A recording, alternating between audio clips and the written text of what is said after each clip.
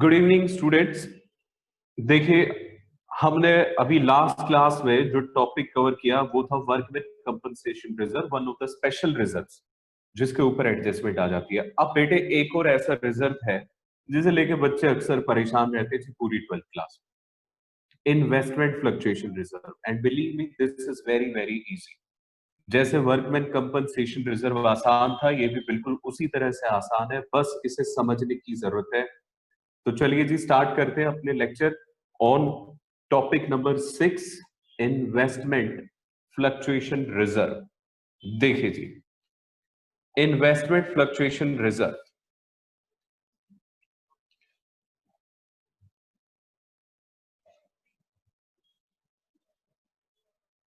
हाँ जी बेटे देखो, पहले तो देखिए हमें यह समझने की जरूरत है कि इन्वेस्टमेंट होती क्या है।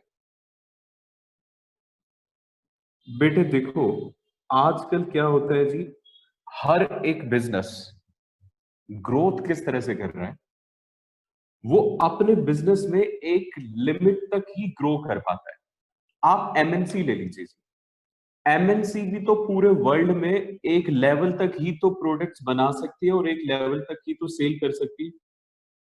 मैं आपको एक चाइना की कंपनी है Alibaba.com के नाम से जो चलती है जी, जिसके ओनर है जैक मा, उनके बारे में बताता हूं। जैक मा साहब इस वक्त पे चाइना के सेकंड नंबर पे रिचेस्ट पर्सन है, जो कि 2 दिन पहले ही अपनी फर्स्ट पोजीशन से बाहर हुए। अब जैक मा साहब Alibaba.com चलाते हैं। Alibaba.com नो डाउट हर साल बहुत प्रॉफिट कमा रही है, लेकिन देखिए है क्या समस्या, एक लिमिट तक ही तो प्रॉफिट आ सकता है। अब इनके पास क्या होता है जी, प्रॉफिट एनुअली आता रहता है आता रहता है। अब वो कैश अपने पास नहीं रखते हैं, ये लोग बड़ी समझदारी से अपने पैसे को इन्वेस्ट करते हैं। ये इन्वेस्ट करते हैं जी आइडियाज में। जैसे कि आइडिया, मैं आपको एक एग्जांपल देता हूं। इन्होंने इंडिया में कुछ 500 या 600 करोड़ रुपए की इन्वेस्टमेंट की थी पेटीएम में। आप जो वॉलेट यूज करते हैं, ऑनलाइन वॉलेट पेटीएम, उसमें Alibaba.com यानी कि चाइना की एक कंपनी शेयर होल्डर है। अब बेटे, चाइना के साथ अपना चल रहा है वॉर। इस वक्त पे चाइना के साथ सिचुएशन अपनी बड़ी नाजुक है। अब ऐसे में सोचिए, इसकी जो इन्वेस्टमेंट की गई थी, हो सकता है ना कि वो इन्वेस्टमेंट मतलब जो शेयर्स हैं, किसी को ये पता चल जाए, अगर ये न्यूज चैनल वगैरह ये पब्लिश करने लग जाए कि पेटीएम में चाइना की कंपनी की मेजर इन्वेस्टमेंट है, तो पेटीएम के शेयर धड़ाम से गिर जाएंगे। अब ऐसे में नुकसान किसको होगा? Alibaba.com को, जैकमा को ही नुकसान होगा। इन्वेस्टमेंट्स के साथ कुछ ऐसा ही होता है, यही हमें यहां पे सीखना है। देखिए जरा, देखिए इन्वेस्टमेंट अक्सर शेयर्स में की जाती है, और आप सब जानते हैं जी, शेयर्स के जो प्राइसेस होते हैं वो फ्लक्चुएट होते रहते हैं ड्यू टू एक्सटर्नल फैक्टर। आज ही की न्यूज सुन लीजिए, पाकिस्तान के स्टॉक एक्सचेंज में टेररिस्ट अटैक हो गया। पाकिस्तान के स्टॉक एक्सचेंज में पाकिस्तान की कंपनियों के शेयर्स इस टेररिस्ट अटैक की वजह से बहुत बुरी तरह से सफर करने वाले हैं। अब बेटे सबको पता है कि ये आउट ऑफ कंट्रोल था, ये प्राइम मिनिस्टर साहब के भी कंट्रोल में नहीं था। इस तरह की सिचुएशन थी। कोरोना से अब देख लीजिए कंपनियों का कितना नुकसान हुआ। तो अब क्या किया जाए? देखिए, इन्वेस्टमेंट क्योंकि फ्लक्चुएट होती रहती है, हम क्या करते हैं, इसके लिए अपने प्रॉफिट में से कुछ हिस्सा बचाने लग जाते हैं रिजर्व्स के तौर पे। रिजर्व्स के तौर पे बेटे, हर एक कंपनी में एक मैनेजमेंट की ऑर्गेनाइजेशन बनती है जिसे कहा जाता है डिजास्टर मैनेजमेंट ब्रांच। 2008 में जब पूरे वर्ल्ड में रिसेशन आया, तो इस ब्रांच ने बड़ा जोर पकड़ा। एक कंपनी है जी Religare, Religare disaster management की सर्विसेज तक प्रोवाइड करती है। मतलब एक ऐसी कंपनी बनी हुई है जो आपके डिजास्टर्स को मैनेज कर लेगी। सोचिए अब जरा, अब वो मैनेज कैसे करती है, ये समझने की बात है। वो आपसे क्या कहते हैं कि देखिए ऐसा है, आपका जितना भी प्रॉफिट हर साल आता है, आप इसमें से कुछ हिस्सा अलग रखिए और एक अलग गुल्लक में इसे जमा कर लीजिए। ऑफ कोर्स गुल्लक का मतलब वही है जी, रिजर्व्स, ठीक है। और इस गुल्लक का नाम रख दीजिए इन्वेस्टमेंट फ्लक्चुएशन रिजर्व, ठीक है जी। मान लीजिए कि आपकी कंपनी ने इन्वेस्टमेंट की हुई है 1 लाख रुपए की, अलग अलग शेयर्स खरीदे हुए जी। तो आपको ये लगता है भाई 1 लाख रुपए के जो शेयर्स है वो गिर सकते हैं या बढ़ सकते हैं, दोनों तरह की बातें हो सकती है, लेकिन 1 लाख के शेयर्स 1 लाख रुपए से नहीं गिरेंगे, ये बात तो क्लियर है। भाई जीरो तो कभी नहीं होती ना शेयर्स की वैल्यू। 10,000, 20,000, मैक्सिमम मान लीजिए कि फ्लक्चुएशन कितना आ सकता है, 30,000। जब मैं कहता हूं जी मैक्सिमम फ्लक्चुएशन 30,000 आ सकता है, तो इसका मतलब ये कि इसकी कीमत ज्यादा से ज्यादा आपको लगता है 30,000 गिर सकती है। तो आप क्या करते हैं जी, 30,000 रुपए का एक रिजर्व तैयार करते हैं। ये एस्टिमेट आपको लगा के कौन देता है जी, डिजास्टर मैनेजमेंट ब्रांच जो होती है वो आपको बता देता है साहब अगर 1 लाख रुपए की इन्वेस्टमेंट है तो उसका 30% आप करीब करीब एक रिजर्व बना दो, ठीक है। अब हमने ये तैयारी कर रखी है, अपने पास एक इन्वेस्टमेंट है जी, खरीदी कितने में थी, 1 लाख में। तो जितने में खरीदी वो कहलाती है जी कॉस्ट प्राइस। ये है कॉस्ट प्राइस ऑफ इन्वेस्टमेंट। और आपने इसके लिए एक रिजर्व बना के रखा है 30,000 रुपए। इस रिजर्व का एक पर्पज है कि अगर भविष्य में आपकी इन्वेस्टमेंट के प्राइसेस गिरे तो उस नुकसान की भरपाई आप यहां से करो, ठीक है। अब मान लीजिए कि मार्केट प्राइस जो है एडमिशन के वक्त पे गिर जाता है। जब एडमिशन होता है ना पार्टनर का, तो हम उस वक्त पे देखते हैं जी मार्केट प्राइस क्या चल रहा है, क्योंकि हमें उसे इन्वेस्टमेंट में हिस्सेदारी देनी है, उसे रिजर्व में भी हिस्सेदारी देनी है, लेकिन रिजर्व हमारी मेहनत के पैसों से बना हुआ। तो इसलिए जब एडमिशन होता है तो हम उस वक्त है जी 90,000 है मार्केट प्राइस। तो अब हम क्या करेंगे, इन्वेस्टमेंट को उसकी नई वैल्यू पे दिखाएंगे बुक्स। तो बेटे 90,000 अगर है तो अब देखिए करना क्या है। आपके पास आईएफआर कितना था, 30,000, क्योंकि ये भी एक शूटेड साइड का आइटम है तो ये 30,000 से पूरा पूरा डेबिट हो जाएगा। इस 30,000 में से ये बताइए जरा कितना इन्वेस्टमेंट गिर गई। इन्वेस्टमेंट गिर गई है जी 10,000 रुपए से। अब बेटे इन्वेस्टमेंट का बैलेंस डेबिट होता है क्योंकि ये एक एसेट है, और अगर ये 10,000 रुपए से गिरी तो हमें इसे बुक्स में अपनी नई वैल्यू पे लेके आना है। तो इसका मतलब ये हुआ कि आपको क्या करना पड़ेगा जी, इन्वेस्टमेंट को 10,000 से क्रेडिट करना पड़ेगा, तभी तो इसकी नई वैल्यू 90,000 बचेगी।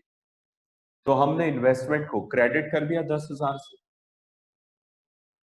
30,000 में से 10,000 हमने इन्वेस्टमेंट के लिए यूज कर लिए। अब बताइए बचे कितने, 20,000। उसे उठा के क्या करेंगे, ए और बी जो भी पार्टनर है उनके बीच में डिवाइड कर देंगे, ओल्ड पार्टनर्स में ओल्ड रेशियो। ये पर्पस होता है जी इन्वेस्टमेंट फ्लक्चुएशन रिजर्व का।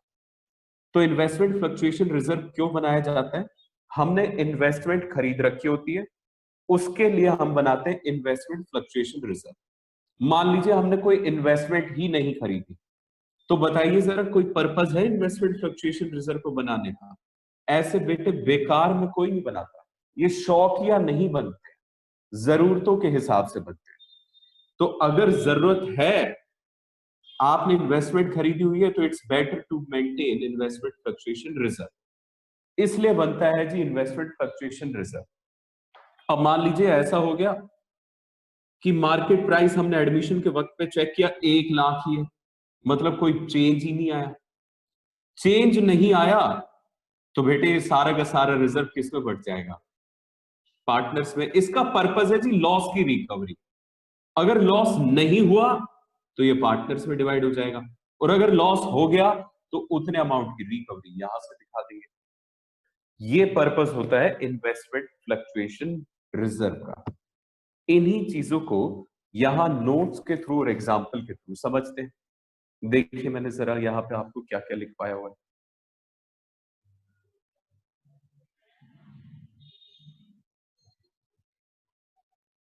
देखो बेटे, investment fluctuation reserves are created to meet any loss arising due to fall in market price of investment। Please ध्यान दीजिएगा, मार्केट में प्राइस गिरता है, कॉस्ट प्राइस कभी भी नहीं गिरता।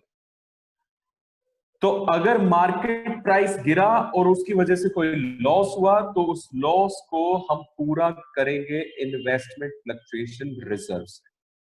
This is the purpose for IFR.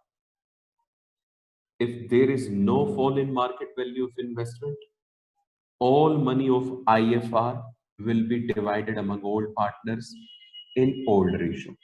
अगर कोई भी लॉस नहीं है तो ये सारा का सारा प्रॉफिट जो रिजर्व के तौर पे रखा हुआ था ओल्ड पार्टनर्स में डिवाइड हो जाएगा ओल्ड रेशियो में। Let's see an example of this. देखिए जरा, तीन पार्टनर मैंने लिए जी, ए, बी और सी। एक नया पार्टनर आता है डी 1/7 शेयर के साथ। ए बी सी के बीच में रेशियो 3:2:1 है। यहां मैंने बैलेंस शीट में इन्वेस्टमेंट फ्लक्चुएशन रिजर्व को लिया, क्योंकि ये प्रॉफिट है, बैलेंस क्रेडिट होता है तो बैलेंस शीट के लाइबिलिटीज में आता है।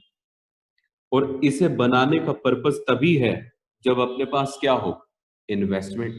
तो हमें ये प्राइस भी पता होना चाहिए। ये कॉस्ट है जी इसकी 5 लाख, मतलब अपन ने इसे खरीदा था 5 लाख पे। हमें लगता है कि इसकी कीमत 60,000 ऊपर या नीचे फ्लक्चुएट हो सकती है, तो उसके लिए हमने रिजर्व बनाया हुआ है कि ज्यादा से ज्यादा गिरेगी कितनी, 60,000। तो हमने इतना अंदाजे से अपना रिजर्व तैयार किया हुआ है। लेकिन ध्यान रखिएगा ये सिर्फ एक अंदाजा है, अंदाजे कई बार गलत भी हो सकते हैं, ठीक है जी। Show accounting treatment in following cases. इन केसेस में अकाउंटिंग ट्रीटमेंट दिखाना है। Case 1, if there is no information on market value. आपके पास मार्केट वैल्यू को लेके क्वेश्चन में कोई भी इंफॉर्मेशन नहीं है, तो आप यही मानोगे कि मार्केट वैल्यू में कोई भी बदलाव नहीं आया, जितने का हमने खरीदा उतने की ही मार्केट वैल्यू है। ऐसी सिचुएशन में ये रिजर्व रह जाता है जी। और अगर ये रह गया, ये अपने पर्पस के लिए यूज नहीं हो पाया, तो आप इसे नए पार्टनर को तो दोगे नहीं, तो उठा के इसे क्या करेंगे, पुराने पार्टनर्स में डिवाइड कर देंगे उनकी ओल्ड रेशो में। अब अगर हमें एक रिजर्व को डिवाइड करना है तो बेटे इसे हमें करना पड़ेगा डेबिट। तो एंट्री क्या बनेगी, investment fluctuation reserve account debit to A's capital account, to B's capital account, to C's capital account. देखिए जी कुछ इस तरह से एंट्री बन जाएगी। If there is no change in market value of investment, investment fluctuation reserve account debit 60,000 to A's capital account, to B's capital account, to C's capital account. 60,000 को हमने 3:2:1 में तीनों में कर दिया है डिवाइड, ठीक है। अब ध्यान रखना कॉस्ट प्राइस 5 लाख था, तो मैं पेज टर्न नहीं करूंगा, यहीं पे सारी चीजें दिखाता हुआ चलूंगा। अगर ऐसा हो गया जी मार्केट वैल्यू 4,70,000 है, तो क्या होगा, अब बताना जरा। 5 लाख थी कीमत और अब मार्केट वैल्यू कितनी रह गई है, 470। नुकसान हो गया, इन्वेस्टमेंट की वैल्यू गिर गई, कितनी गिरी, 30,000 रुपए।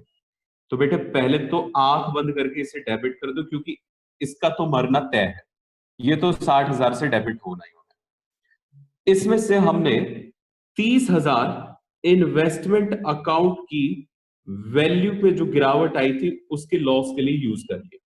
ये देखिए इन्वेस्टमेंट क्रेडिट हो गया ना। इन्वेस्टमेंट क्रेडिट होने का मतलब ये है कि अब मेरी इन्वेस्टमेंट की वैल्यू कितनी रह गई है, 4,70,000 रुपए। इस पे बेटे ध्यान देना है, ठीक है।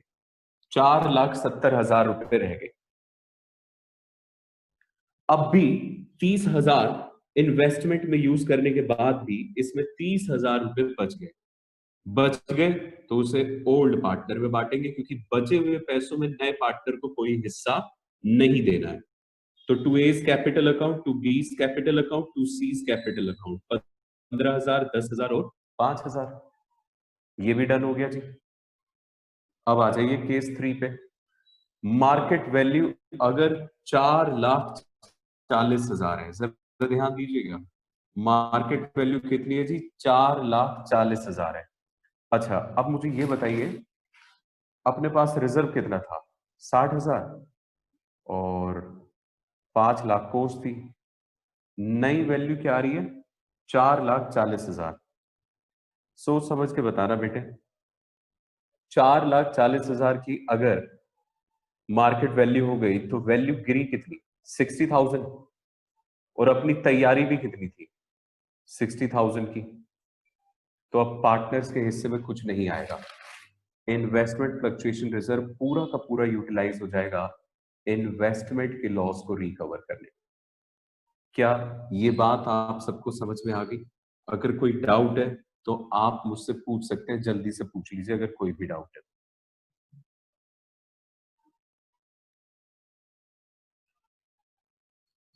ओके जी, कोई डाउट नहीं है।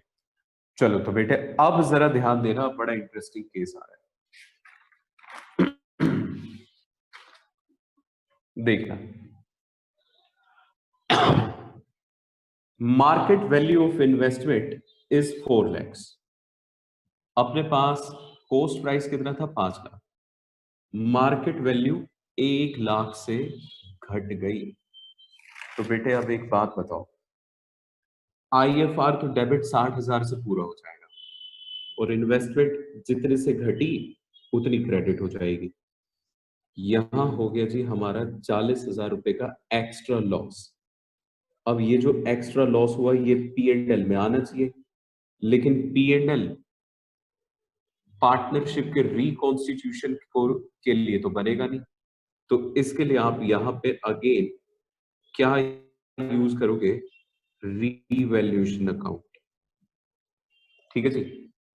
और देखिए ये जो रीवैल्यूएशन है ये क्या रिप्रेजेंट कर रहा है? लॉस। वर्कमैन कंपनसेशन रिजर्व में मैंने आपको एक और बात नहीं बताई, जो अब मैं आपको बता देता हूं, कि अगर मान लीजिए रीवैल्यूएशन पे लॉस हुआ तो आपको अगली एंट्री में इस लॉस को ओल्ड पार्टनर्स में डिवाइड भी करके दिखाना पड़ेगा, क्योंकि ये ओल्ड फर्म का लॉस है, पुरानी फर्म का लॉस है। तो बेटे रीवैल्यूएशन में लॉस हुआ है, और रीवैल्यूएशन का लॉस हमें अब किस में डिवाइड करना है जी? ओल्ड पार्टनर्स में। तो बेटे लॉस अगर होगा तो उससे कैपिटल अपन को कम करनी होगी, तो कैपिटल अकाउंट कर देंगे हम तीनों पार्टनर के डेबिट। कैपिटल कम करने के लिए हमें डेबिट क्यों करना है? क्योंकि कैपिटल का बैलेंस क्रेडिट होता है। अगर उसे कम करना है तो आपको उसे क्या करना पड़ेगा? रिवर्स, यानी कि डेबिट। तो एंट्री बनेगी A's capital account debit, B's capital account debit, C's capital account debit, और रीवैल्यूएशन अकाउंट अब हो जाएगा एंड, क्योंकि उसका लॉस यहां पे जाएगा but to revaluation account. Revaluation में कितना था? 40,000। इसे डिवाइड कर दीजिए तीनों पार्टनर्स के बीच में। रेशियो 3:2:1 थी जी। 3:2:1। अगर इसे 3:2:1 में डिवाइड करेंगे तो ये डेसिमल्स में आ जाएगा। अब ये जितना भी आ जाए डेसिमल्स में, लेट इट बी। ठीक है, मैं उस कैलकुलेशन में नहीं जा रहा हूं, बस आप ये समझ लीजिए कि आपको ये पार्टनर्स के बीच में क्या करना पड़ेगा? डिवाइड करना पड़ेगा। क्या इतनी बात क्लियर हो गई? वैसे अगर इसे कैलकुलेट करें तो 40,000 है, ये बनेगा 6,667, और ये हो जाएगा जी फिर आपका, हम्म, चलिए अब ये देख लीजिएगा जितना भी आ रहा है। ठीक है, ये हो गया जी हमारा second case, sorry fourth case. अब देखिए fifth case. Market value of investment 5,40,000। बेटे हम तो उम्मीद लगाए बैठे थे कि नुकसान हो जाएगा, इस वजह से हमने 60,000 के रिजर्व बनाए हुए थे। इन्वेस्टमेंट 5 लाख की थी, हमें हो गया जी फायदा, मतलब इन्वेस्टमेंट की वैल्यू बढ़ गई, 5,40,000 हो गई। तो ये तो अपने लिए अच्छी बात है, हाँ कि ना? बिल्कुल सर, ये तो हमारे लिए फायदे की बात है। बेटे अगर मान लीजिए एसेट्स के बढ़ने की वजह से आपको फायदा हुआ, तो पहले तो इस फायदे को ही रिकॉर्ड करेंगे। अब बताइए, अगर इन्वेस्टमेंट की वैल्यू बढ़ गई है तो इन्वेस्टमेंट को बढ़ाने के लिए हमें क्या करना पड़ेगा? इसे डेबिट। तो इन्वेस्टमेंट अकाउंट डेबिट 40,000 रुपए, पहले 5 लाख थी, अब एक्स्ट्रा 40,000 से डेबिट कर दी तो वैल्यू बढ़ के हो गई 5,40,000। और ये फायदा पी एंड एल में आना चाहिए, but P and L upon बना नहीं सकते। तो बेटे हर फायदे नुकसान के लिए ध्यान से सुनना, रिकॉन्स्टिट्यूशन में एक बात अपने पल्ले बांध लो, अगर कोई भी फायदा कोई भी नुकसान होगा रिकॉन्स्टिट्यूशन में, मतलब एडमिशन में, रिटायरमेंट में, चेंज इन पीएसआर में, डेथ में, तो बस एक ही अकाउंट बनेगा उस फायदे और नुकसान को रिकॉर्ड करने के लिए, रीवैल्यूएशन, 40,000 रुपए। अब अपने पास पार्टनर को देने के लिए दो तरह के प्रॉफिट्स हो गए। एक तो ये रीवैल्यूएशन वाला प्रॉफिट, ठीक है जी, और दूसरा जो आईएफआर में प्रॉफिट बचा हुआ है वो भी तो देना है। तो बेटे दो तरह के प्रॉफिट अब आपको देने पड़ेंगे। तो इसके लिए आप अब एंट्री क्या करोगे? दोनों को एक साथ पार्टनर को दे दो। प्रॉफिट है तो प्रॉफिट को खत्म करने के लिए डेबिट करो, revaluation account debit, IFR account debit, दोनों को डेबिट कर दो। 40,000 से रीवैल्यूएशन डेबिट होगा क्योंकि इतने से ही क्रेडिट हुआ था, और 60,000 रुपए से आईएफआर डेबिट होगा क्योंकि आईएफआर 60,000 हमारी बुक्स में था। और इसे डिवाइड कर देंगे ओल्ड पार्टनर्स में, ओल्ड कैपिटल, ओल्ड रेशियो में। तो to A's capital account, to B's capital account और टू सीज कैपिटल अकाउंट। ध्यान से बेटे, यहां पे हुआ ये है कि अपना इन्वेस्टमेंट पे मार्केट वैल्यू ज्यादा आ गई, तो उसकी वजह से हमने क्या करा? इन्वेस्टमेंट को और डेबिट करा और रीवैल्यूएशन पे फायदा हो गया। पहले तो अपन ने इन्वेस्टमेंट का फायदा रिकॉर्ड करा, फिर हमारे पास आईएफआर भी बचा हुआ था और एक और फायदा हो गया। तो अब ये तीनों ही आप डिवाइड कर देंगे, और ये 3:2:1 में अगर आप डिवाइड करेंगे तो फिर से ये डेसिमल्स में ही आएगा। 3:2:1 में अगर आप इसे डिवाइड करें तो ये कुछ, अब छोड़िए, अब जितना भी आ रहा है डेसिमल्स में आएगा जी, ये देख लीजिएगा। ये था जी हमारा इन्वेस्टमेंट फ्लक्चुएशन रिजर्व। अब बताइए तनिष्क, क्या डाउट है? सर प्लीज बस। नहीं बस तो ठीक है, उसके अलावा डाउट बताइए। सर कुछ समझ नहीं आ रहा, सर सारा वीडियो दोबारा देखना पड़ेगा। ठीक है, देख लेना। अच्छा बताओ जरा, क्या डाउट है सर वंशिका? जैसे ये लिखते हैं investment account debit to revaluation account, फिर उसको प्रॉफिट में डिवाइड करते हैं, तो डायरेक्ट यहाँ पे कैपिटल अकाउंट नहीं लिख दे पार्टनर्स से? नहीं बेटे नहीं, रीवैल्यूएशन में भी तो रिकॉर्ड आना चाहिए ना कि हमारा प्रॉफिट हुआ है। It's a profit and loss account ना। अगर हम डायरेक्ट करेंगे तो सारी एंट्री ही डायरेक्ट कर देनी चाहिए, पार्टनर टू पार्टनर करते, जैसे कि हम एडजस्टमेंट एंट्री करते थे पहले हाँ वाले ठीक, चैप्टर में। Okay sir. और बताइए जी, किसी बच्चे का डाउट हो? सर ये वर्कमैन कंपेंसेशन में भी आएगी ना लॉस वाली? हाँ बेटे, ये वहां पे भी आएगा, मैंने वहां पे लिखा नहीं था, लेकिन आप यहाँ पे जैसे ये रीवैल्यूएशन हुआ था ना, डेबिट हुआ था, तो यहाँ पे आप ये समझ लीजिए कि इसे डिवाइड करना पड़ेगा हमें पार्टनर्स के बीच में। तो मैं ये एंट्री कर ही देता हूँ। ये एंट्री देखो क्या बनेगी, रीवैल्यूएशन में लॉस है तो A's capital account debit, B's capital account debit,